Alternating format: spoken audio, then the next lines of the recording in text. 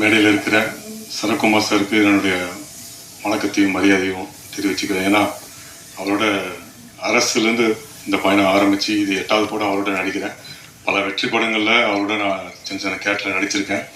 இந்த படத்துலையும் ஒரு முக்கியமான கதாபாத்திரத்தில் நடிச்சிருக்கேன். ரொம்ப ரொம்ப நன்றி சார். ஆரம்ப காலகட்டத்திலேருந்து எனக்கு சப்போர்ட் பண்ணிகிட்ருக்கீங்க. அரசு படம் முடிஞ்சவுடனே அவர் எனக்கு KS ரவிக்குமார் சார்கிட்ட அவர் ஷூட்டிங் ஸ்பாட்டில் இருக்கும்போது என்னை இன்ட்ரடியூஸ் பண்ணி இவருக்கு ஏதாவது நல்ல கேரக்டர் கொடுங்கன்னுலாம் சொல்லி என்னை ரெக்கமெண்ட் பண்ணியிருக்காரு. என்னுடைய நன்றியை தெரிவிச்சுக்கிறேன் சார். அதே மாதிரி எடிட்டர் ஆண்டனி சார், சைனர் அப்படிங்கிற ஒரு கன்னட படம் நான் பண்ணும்போது அவர் தான் அந்த படத்தோட எடிட்டரு. அதுதான் என்னோடய ஃபஸ்ட்டு படம் அவருடைய எடிட்டிங் வருது. ரொம்ப ஒரு அற்புதமான ஒரு எடிட்டர், எல்லாருக்கும் தெரியும். இந்த படத்தில் அவருடைய ஒர்க்கு அந்த அளவுக்கு பேசப்படும். லாஸ்ட்டு சனிக்கிழமை ஹைதராபாத்தில் நடந்த இந்த கண்ணப்பா திரைப்படத்துடைய ப்ரீ லான்ச் ஈவெண்ட் அவ்வளோ கிராண்டாக நடந்தது. அதாவது அந்த ஈவெண்ட்டே ரொம்ப சக்ஸஸ்ஃபுல்லான ஒரு திரைப்படத்தை முன்ன பார்த்த மாதிரி ஒரு சந்தோஷம் கிடைச்சிது.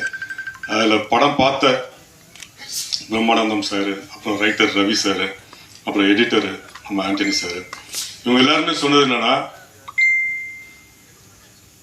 After the entry of Prabhas sir இந்த படம் வேற லெவலில் இருக்கும் அப்படின்னு தான் எல்லாருமே பார்த்தவங்க எல்லாருமே சொன்னாங்க.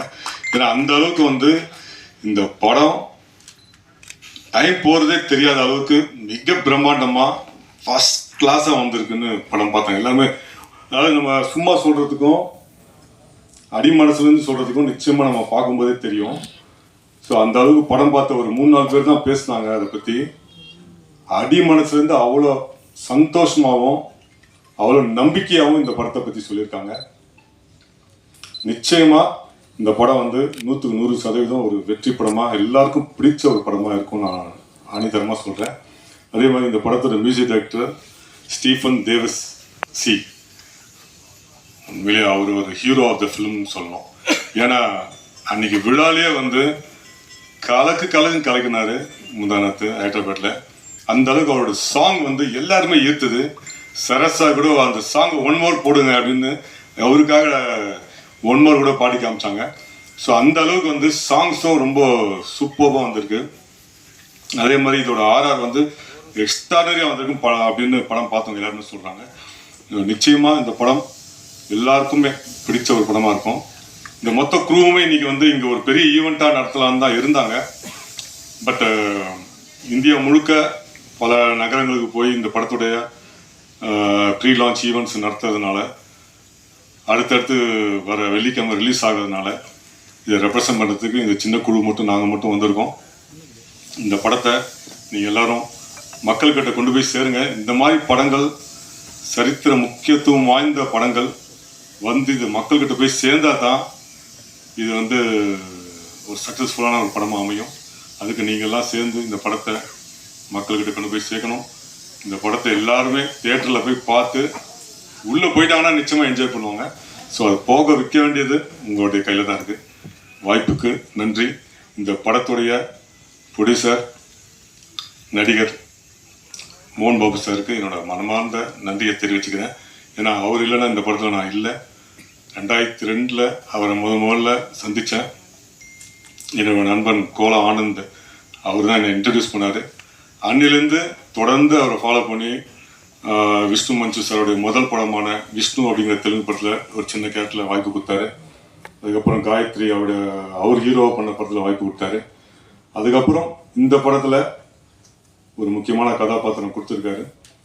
ஸோ தொடர்ந்து முயற்சி பண்ணால் நிச்சயம் ஒரு நல்ல நிலைமைக்கு வருவோங்கிறதுக்கு இதுவும் ஒரு சின்ன உதாரணமாக நான் எடுத்துக்கிறேன். ஏன்னா தொடர்ந்து அவரை ஃபாலோ பண்ணி இங்கேருந்து திருப்பதியில் போய் பார்ப்பேன். அவர் எப்போது காலாஸ்ட்ரி வந்தாருன்னா அங்கே போய் பார்ப்பேன். ஹைதராபாத்தில் போய் பார்ப்பேன். சென்னையில் அவர் இருக்கும்போது சென்னையில் பார்ப்பேன். இப்படி அவரை தொடர்ந்து ஃபாலோ பண்ணி அட்லாஸ்ட் ஒரு நல்ல ரோல், ஒரு நல்ல படத்தில், அதுவும் இவ்வளோ ஸ்டார் காஸ்ட், பிரபாஸ் சார்லேருந்து அக்ஷய்குமார் சார்லேருந்து இவ்வளோ பெரிய ஸ்டார் காஸ்ட் உள்ள ஒரு படத்தில் எனக்கும் ஒரு கேரக்டர் கொடுத்துருக்காரு. ஃபார் த ஃபஸ்ட் டைம் தெலுங்கில் நான் இது எனக்கு 10ஆவதோ இல்லை 11ஆவது படம்னு நினைக்கிறேன். எனக்கு தனியாக ஒரு போஸ்டர் போட்டது இந்த படத்தை தான். ஏன்னா அதுக்கு நான் மிகப்பெரிய என்றென்றும் நான் கடமைப்பட்டிருக்கணும் மோகன் பாபு சாருக்கு மிகப்பெரிய ஒரு நன்றியை சொல்லிக்கிறேன். ஸோ என் கேரக்டருக்கும் ஒரு இன்ட்ரடக்ஷன் கேரக்டர் சம்பத் ராம் போட்டு என் கேரக்டரை பற்றி ஒரு போஸ்டர்.